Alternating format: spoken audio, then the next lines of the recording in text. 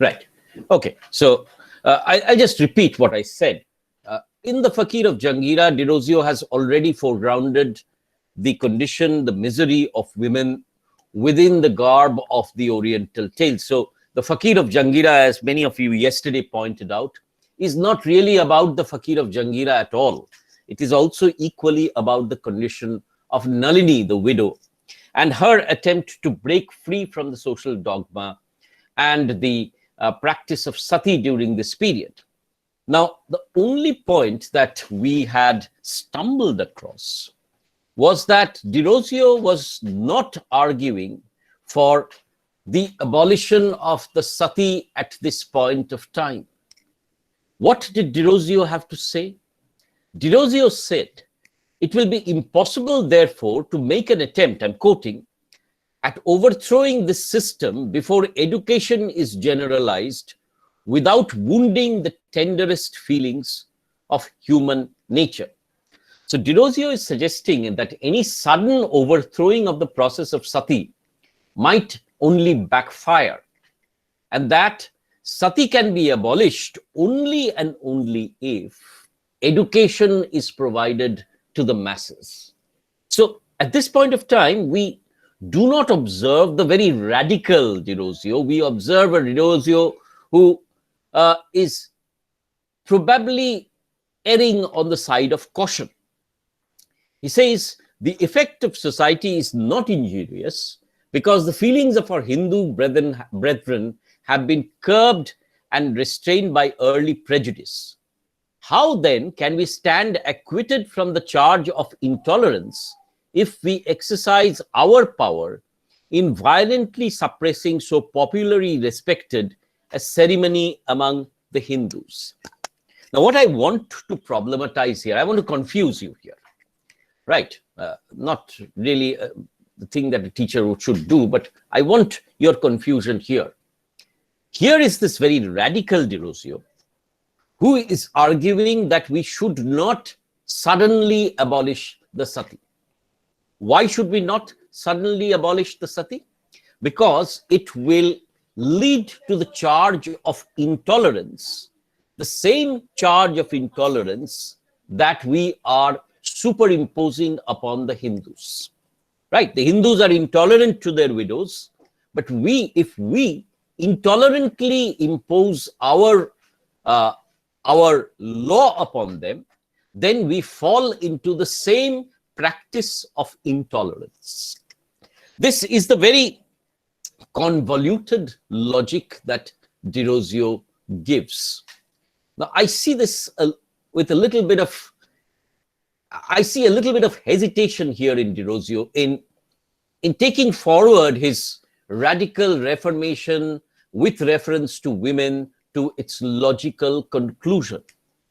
So please remember that even Raja Ram Mohan Roy, when he was in conversation with Bentinck and pleading for the abolition of Suttee, was also treading a very careful path and suggesting that, a sudden declaration might be counterproductive. The English government was equally hesitant because it feared rapid insurrection.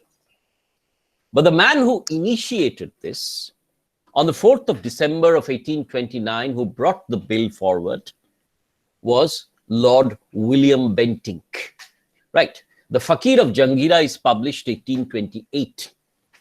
1829, that is almost a year later on, the bill is published. And Derozio writes a poem in the India Gazette at this point of time under his own name. Why is this significant? Because all the other poems that he has written till now, during this period, has been under the pen name of Lepothello. And these have been rather comic, light-hearted poems. Suddenly, when the abolition of Suttee is declared, Derozio publishes a poem. It is in this poem that Derozio kind of retracts his position, and he hails as the new father of India and announces that this is the moment when the sun of India has risen, as it were. A new dawn has broken through. Now, it is this poem that we shall read today with you. And then we'll come back to another poem, which is on the freedom of the slave, because you will remember that at this point of time, these two very important social movements are going side by side, right? You will see that 1830s is the time when England is abolishing slavery. But in India, slavery is abolished in 1843 with the withdrawal of the indenture movement. So 1843 slavery is abolished in India. 1834-35 it is abolished in England. And even before that, it has been abolished in state after state in the Americas. What we are looking at, therefore, is the Derozian fondness or the Derozian desire for freedom across categories. Freedom for the Indian widow, freedom for the slave. So within the Derozian paradigm of thought, the most important idea which derives from the French Revolution is the idea of freedom. So we'll take these two poems together and read them. But I wanted to make you aware that while Derozio's radicalism can be seen in these poems, in the earlier poem, The Fakir of Jangira, Derozio was hesitant. Now, you might immediately consider that Derozio was wavering, but remember that Derozio at this point of time is what? He's not even 20 years old, right? So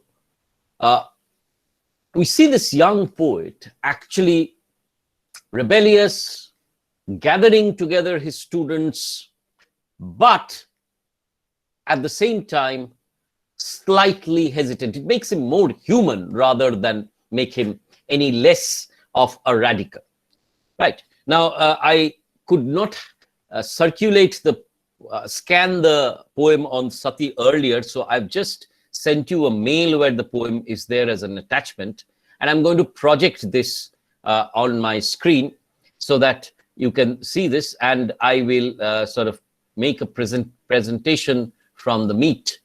Just let me know whether you can see the poem on your screen. Give me a moment, please.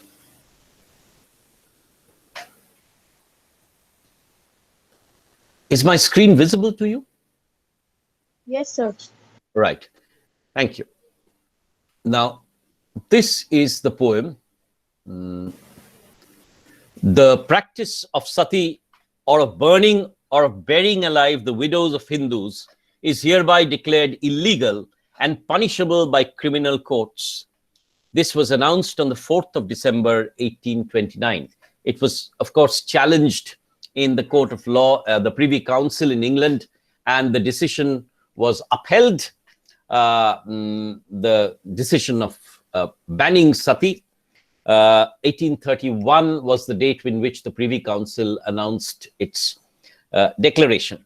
Now, there's this story of David Hare and William Carey, both of whom immediately rushed to translate the Suttee Act into Bengali before they went to church, so that this could be popularized across Bengal. Now, to give you an idea, almost 300 cases were reported in Bengal alone the previous year. So 300 young widows had been burnt at the stake as Suttee during this period. What is interesting in Derozio's poem is, while Bentinck is hailed, there's no reference actually to Raja Ram Mohan Roy. So this is a poem that is quite surprising in the sense that Derozio's last written piece hails Raja Ram Mohan Roy as the Brahmin who brought justice to Hindu widows.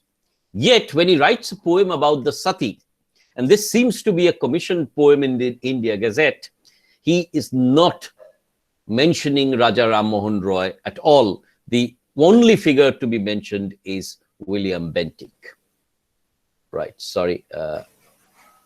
Please excuse my meddling with the screen. Now, this will probably take a little bit of scrutiny from you. You can read this at your leisure. Let me read this with you. Read from his chambers came the morning sun. Now, this poem starts with the sun, ends with the sun, and you have this image of a new dawn breaking over India. Now, we talked about Indian modernity and early modernity coming in with Derozio.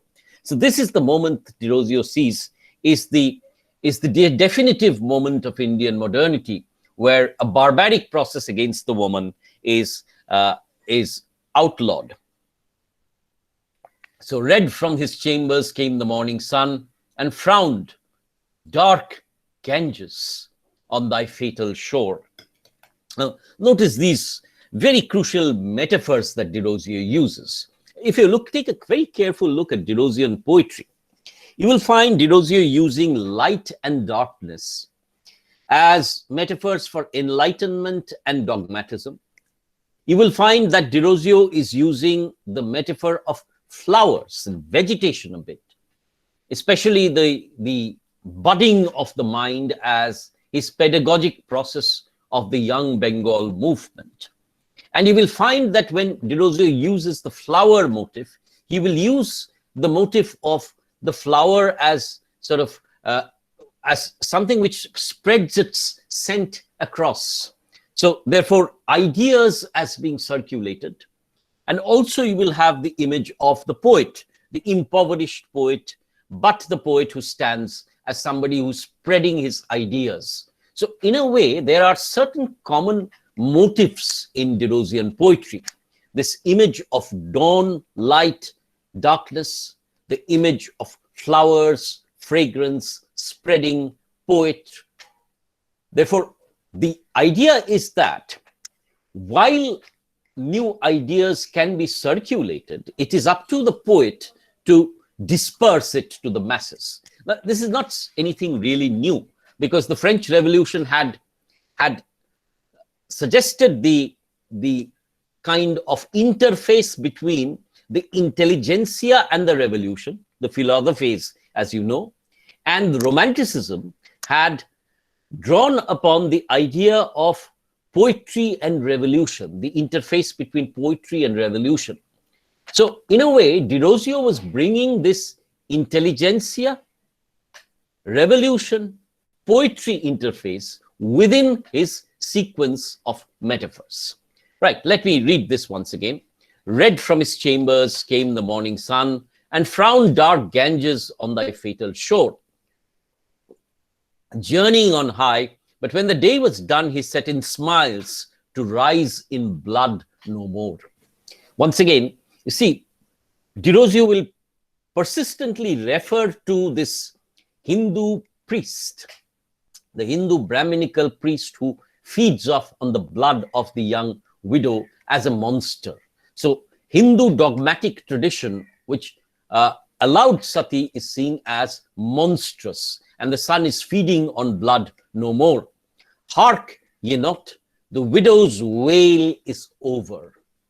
Right, so once again, this moment when modernity has, as it were, stepped forth. No more the flames from impious pyres ascend. See mercy now, primeval peace restore. Once again, this idea of mercy, fellow feeling, is something that was argued for both by Kedi, Kher, and of course Raja Ram Mohan Roy. Raja Ram Mohan Roy, treatise on Suttee, argues on the Vedas about Suttee being a barbaric process. But in conclusion, Raja Ram Mohan sort of pleads. He says, ইহাদিগদের দেখিয়া কি আপনাদের দয়া হয় না? Don't you feel mercy on seeing the plight of these widows? So Derozio is bringing into this poetic discourse the element of mercy, empathy with these widows. While Peens glad the arch ethereal rend, for India hails at last her father and her friend. Now, the poem seems to be very unabashedly, seeing the empire as the Englishman, as the great patriarch, the patriarch who liberates India. Now, you might think that this is a poem which is therefore imperialistic in a certain way. But once again, remember that at this point of time, while there were Hindu resurrection movements taking place, Reformation movements, it was largely English modernity that a vast segment of the Indian intelligentsia was seeking. Raja Ram Mohan Roy's letter to Amherst is one example, where he's pleading for Indian English education rather than going back to the Sanskritic dogmatic education once again. So you will have to take into cognizance that not only Derozio, but a significant section of the Indian population was seeing British imperialism as a kind of, or let's not call it British imperialism, British rule as a kind of energy that drove away that drove away Brahminical dogmatism in a certain way. Now, I will not go into the question of what the Hindu mindset was to Muslim rule. That's a different question altogether. What I will draw upon is that they saw the possibility of Indian modernity ushered in only by British intervention. Therefore, when Derozio is referring to William Bentinck as the father and friend of India, he's just carrying on this discourse of Indian modernity. There are, of course, other discourses, which we shall see by the by, but let me concentrate on the poem. Back to its cavern ebbs the tide of crime. So once again, this image of darkness, that dogmatic society is like a cave, primeval, medieval. There, fettered, locked, and powerless, it sleeps. Once again, this image of the chains was one crucial image that Derozio was borrowing from the French Revolution, that, mankind is as it were chained, the widow is as it were chained. And history bending over the pages of time, where many a mourned record she keeps. Let me just enlarge this so that you too can keep track. The priestly tyrant's cruel chain is broken. This is here. The widow's Hindu's fate no longer weeps. The priestly tyrant's cruel chain is broken. Now, Derozio's poems are all against these priestly cruel tyrants. You saw the Fakir of Jangira as being a poem in a similar vein. And to his den alarmed, the monster creeps. Now, this is a very crucial image, I think, this image of the monster. Now, it is here that you see we have a problem with Derozio's entire vision of India. If you look at it very deeply, Derozio's India is in many ways a medieval, barbaric, monstrous place where only utter, total rebellion can destroy the darkness. Therefore, there are certain elements that Derozio is bringing in, drinking, for example, beef, for example, which in many senses become rebellion for the sake of rebellion. This is the charge that has been put against Derozio, and that Derozio was inculcating his students to practice the same tyranny that he himself was criticizing, that there was no way but the Derozian way. But it is nevertheless quite safe to assume here that Derozio brought a tremendous energy to the youth of Bengal and pushed the intellectual space to its limits so that, a change in society could be brought across. Now, you will find, if you read very carefully the history of the young Bengal movement, which we shall do sometime maybe later on, through people like Shumit Sarkar, for example, who think that the Derosian movement was, meteoric, but it fizzled out very soon. At the same time, the kind of ideas that this meteoric rise radiated would also significantly impact Indian modernity, especially through his disciples, many of whom, as I pointed out, went on to become established people in society.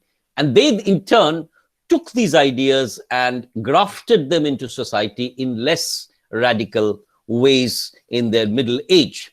Right. So he says, the den alarm, the monster creeps, the charm that mars his mystic spell is broken. You see, this persuasive and recurrent undercutting of organized religion as something which was almost criminal and monstrous in its treatment of the widow.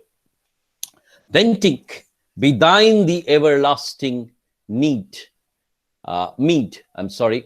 This is the passage that I'm reading. The heart's full homage still is virtue's claim. 'Tis the good man's ever honored deed, which gives an immortality to fame.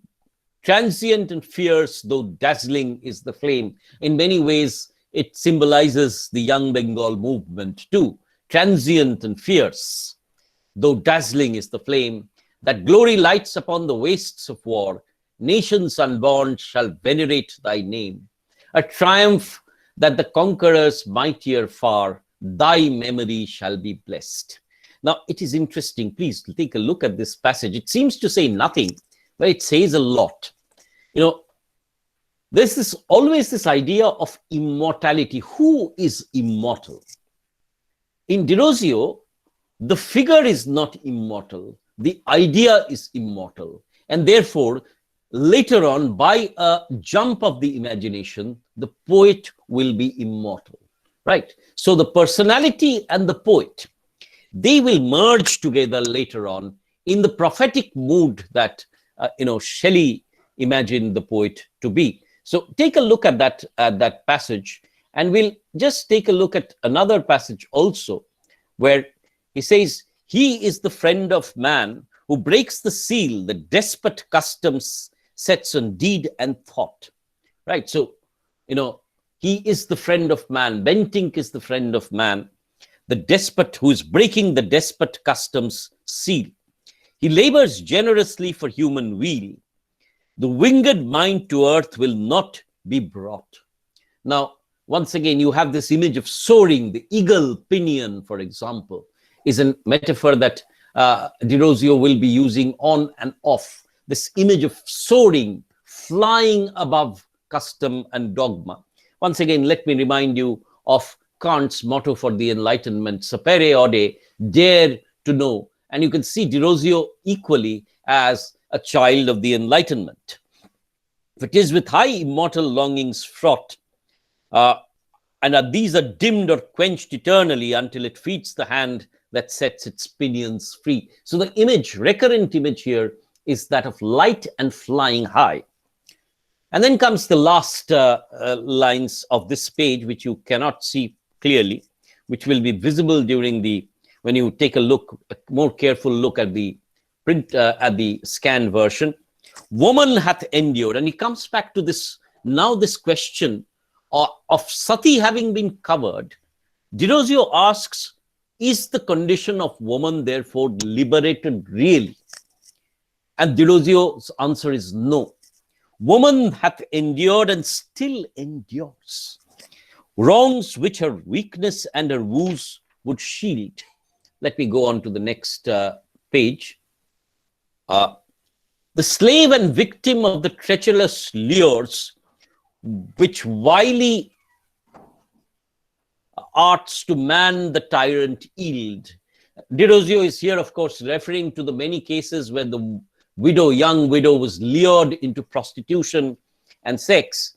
And here the sight of star or flower or field or bird that journeys to the sunny air, to her the sky is dark, the earth is bare. If you take a look at this line, to her the sky is dark, the earth is bare, and heaven's most hallowed breath pronounced forbidden fair.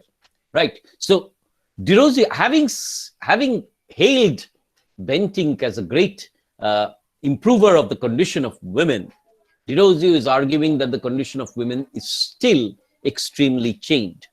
Right. And therefore comes the next lines.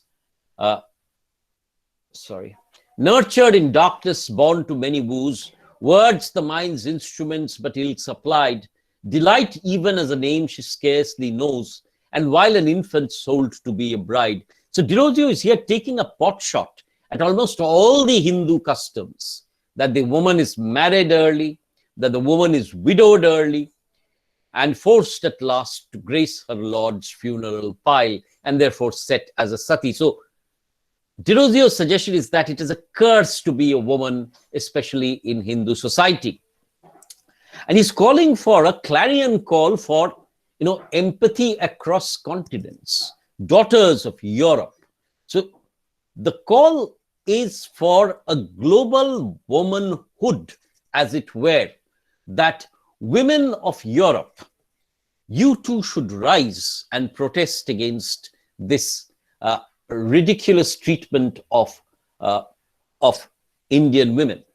Now, I've already circulated a poem called To My Brother in Scotland.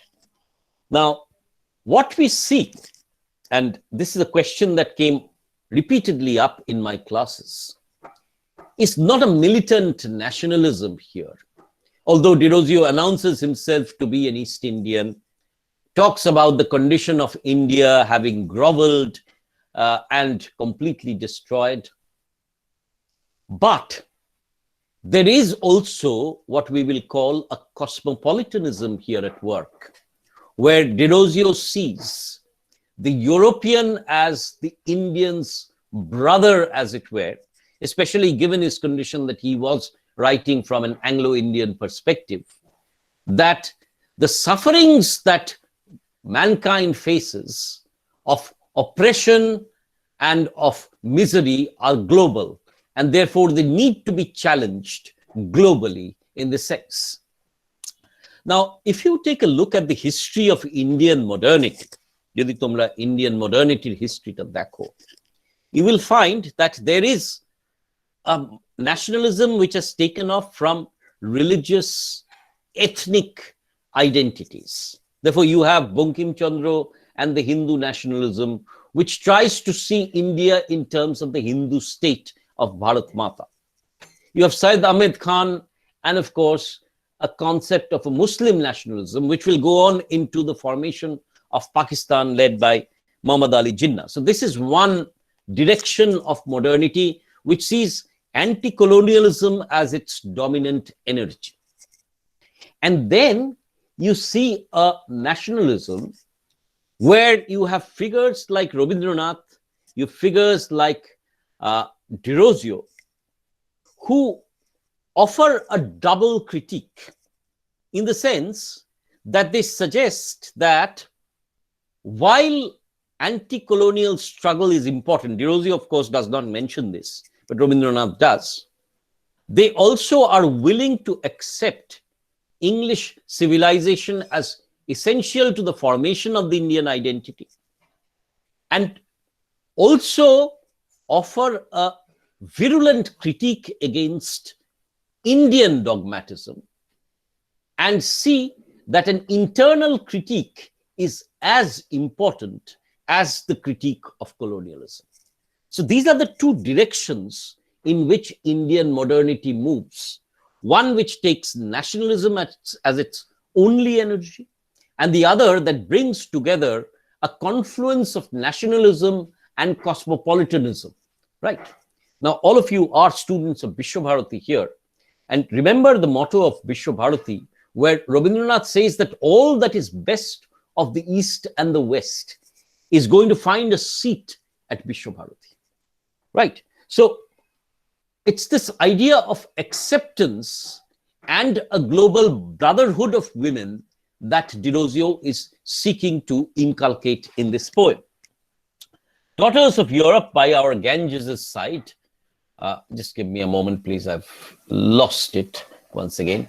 Which wept and murmured as it flowed along, have wives yet virgins, they yet infants died, while priestly fiends have yelled a dismal song. Once again, the monstrosity of the priests. So Derozio is, as it were, striking very hard at Hindu dogmatism here.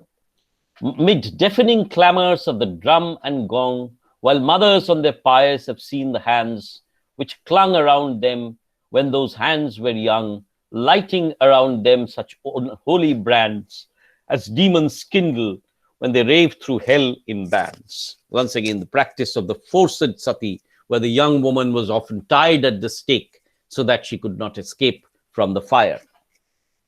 And then comes the last stanza. But with prophetic ken dispelling fears, which haunt the mind that dwells on nature's plan. And then you come to this figure of the bard. If you can see my cursor here, let me read this slowly so that you can follow this. The bard beholds through mists of coming years, a raising spirit speaking peace to man. So Derozio here suddenly turns this poem not towards Bentinck, but towards himself, the poet, who can see through the mist of the coming years. So the poet is, as it were, a kind of an astrologer, a kind of a person who can see into the future, where he sees peace and liberation for the woman. Therefore, almost a prophetic bard who can predict that this is the moment which will usher in freedom for the woman. Now, you will, of course, realize that the woman was at the center of the Reformation movement in India, right? Be it from the British side or be it from the Indian side, right? You have Raja Ramohan Roy, and then, of course, you will have Ishwar Chandra Vidyasagar.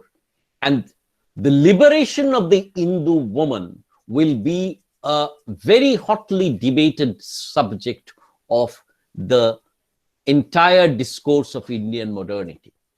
Remember that while in the public sphere, nationalism assumes a great discourse, and the anti-colonial movement filters through in the Bengal Renaissance and later on in the Indian nationalist movement, there's a clear demarcation, as Yashodhara Bagchi has pointed out, between the outside world, the public world, and the private domestic world of the Antapur. Bahir and Bhitor. Now, within the Indian, Antapur, as it were, Reformation crept in much slowly. And therefore, the charge against the Bengal Renaissance Indian modernity has been that while it could, rapidly adapt the derivative discourse of nationalism, reform in the public sphere, reform in the domestic sphere was slower. And it took people like Raja Ram Mohan and Vidyasagar, and later on, of course, women's education, to give it a more urgent push. Anyways, so Derozio has turned this poem about Suttee and the abolition of Suttee into a broader debate on the condition of the Hindu woman. And he's suggesting that this is the moment of modernity from which the poet can prophesize that the storm is passing, the rainbow span, stretched from north to south, the ebon car of darkness rolls away. Once again, the poem had started with the rising sun. The poem is ending also with the rising sun. The breezes fan the infant dawn, and the morning's herald star comes trembling into day. Oh, can the sun far be? So once again, it's new dawn for India, as it were. And from, the groveling state, India, as Derozio suggests, shall rise once again. And the rise shall be on the basis of the rise of the Indian woman. So that is a poem that Derozio writes on the Suttee. Now, I'll just briefly round up this part of the discussion and suggests that in 1827-28, when Derozio was writing the Fakir of Jangira and annotating it with notes, Derozio was, of course, hesitant about the way in which sati could be abolished. He definitely recognized the misery of woman, and he recognized the tyranny of the Hindu priest. But like many of the debaters of this entire issue, he was afraid that, a sudden imposition might be seen as tyrannical as the practice of the sati. Therefore, in 1827-28, we see a slightly more hesitant Derozio. Once, however, this act is passed on the 4th of December, Derozio writes this poem on the 10th of December. So just 6 days after the act has been passed, and he quite clearly and absolutely radically comes out in support of this act and broadens this out into a debate on Indian widowhood, its misery, the tyranny of the Brahminical patriarchy, and the need for modernity and education to usher in a new condition for the Hindu widow. Now, that is the abolition of sati.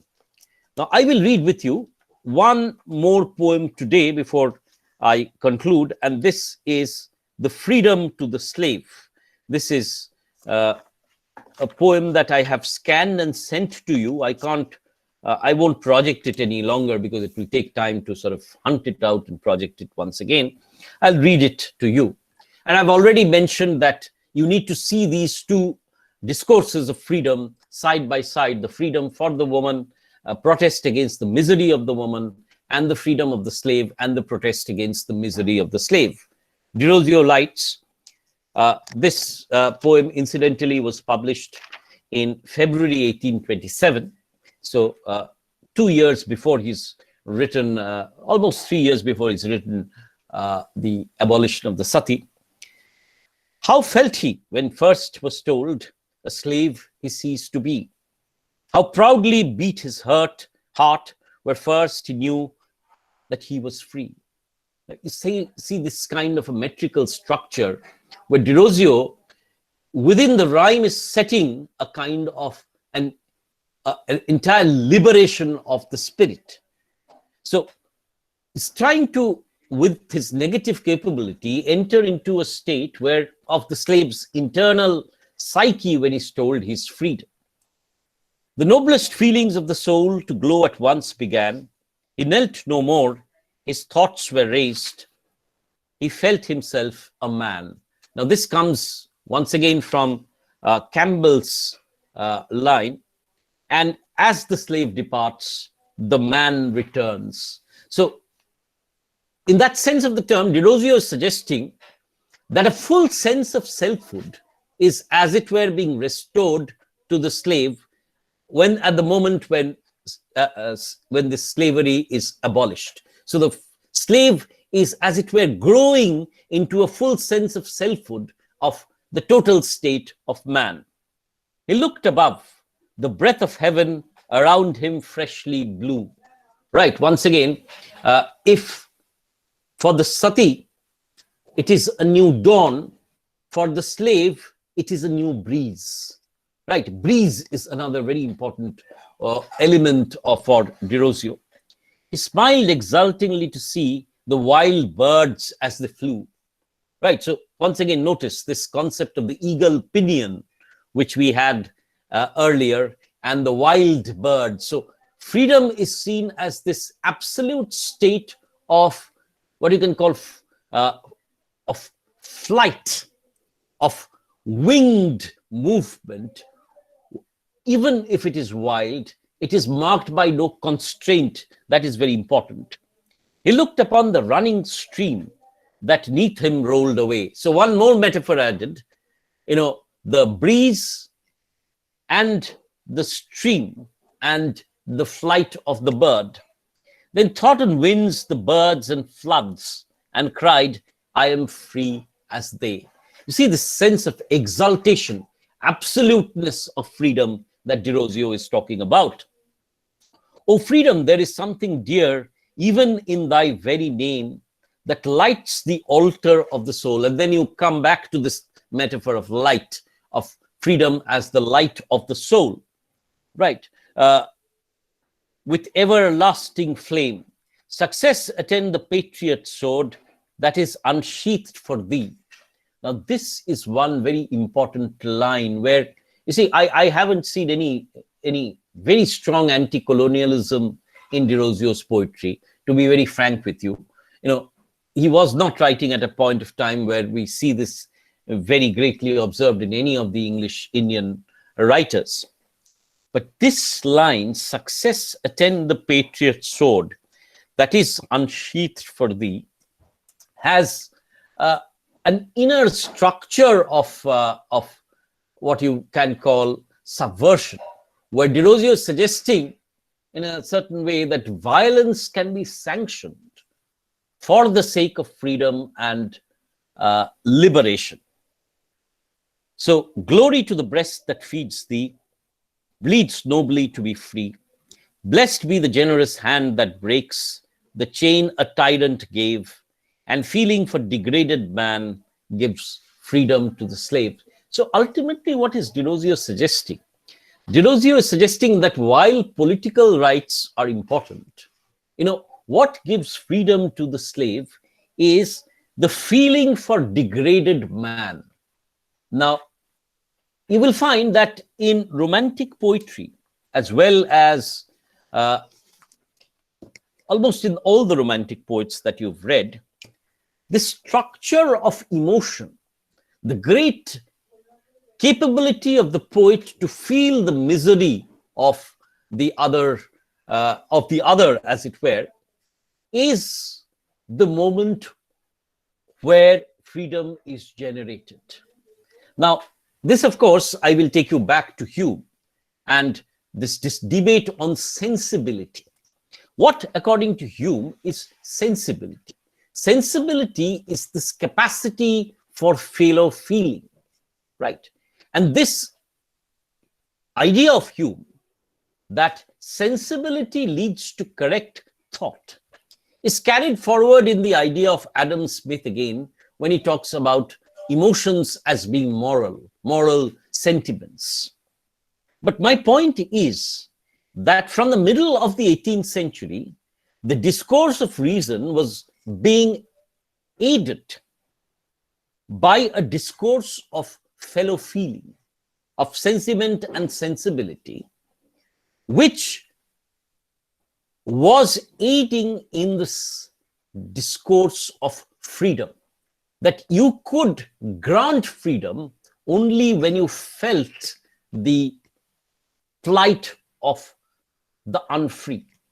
Take a text like Uncle Tom's Cabin, for example, which was not militant in its approach, but which derived upon sentiment and sensibility to convey the pain of the slave. Right. So in both these radical poems, Derozio is calling upon the fellow feeling of his countrymen, of the global audience, as it were, so that they can rise up in protest against the misery that is heaped on the slave and on the woman. So, in a certain way, Derozio suggests that a given body of ideas exists, which is dogma, superstition, and in many cases, tyranny. This given body of conservative ideas needs to be challenged head-on and dispersed and collapsed. And it is in this collapse that the various agents who are chained within these ideas, be it the slave, be it the woman, can be liberated.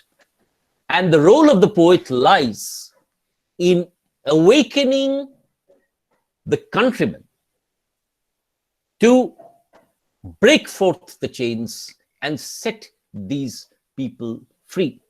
Therefore, to the Suttee, and freedom to the slave are really two sides of the same coin, where Derozio is pleading for fellow feeling and freedom and an attempt to take out the oppressed from a state of absolute misery.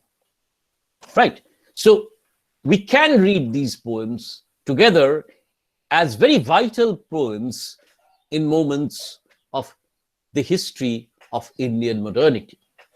Now, in my next discussion tomorrow, I'll be reading with you two poems. One is Sonnet to Rajanigandha, which will go back to this entire debate about, this question of where Derozio's local Indian sensibilities lie and how it comes into contact with his very English, very European poetic idiom. And I will be reading and commenting on his sonnet to the poems to the students at Hindu College, and once again revisiting the Young Bengal movement and Derozio's contribution to it. With tomorrow, then, my course of lectures will be completed and will be folding up with the broad questions that Derozio poses before us. It is with this that I'm stopping the recording today, and I thank you for your very kind patience, and we will take your questions once the recording is stopped.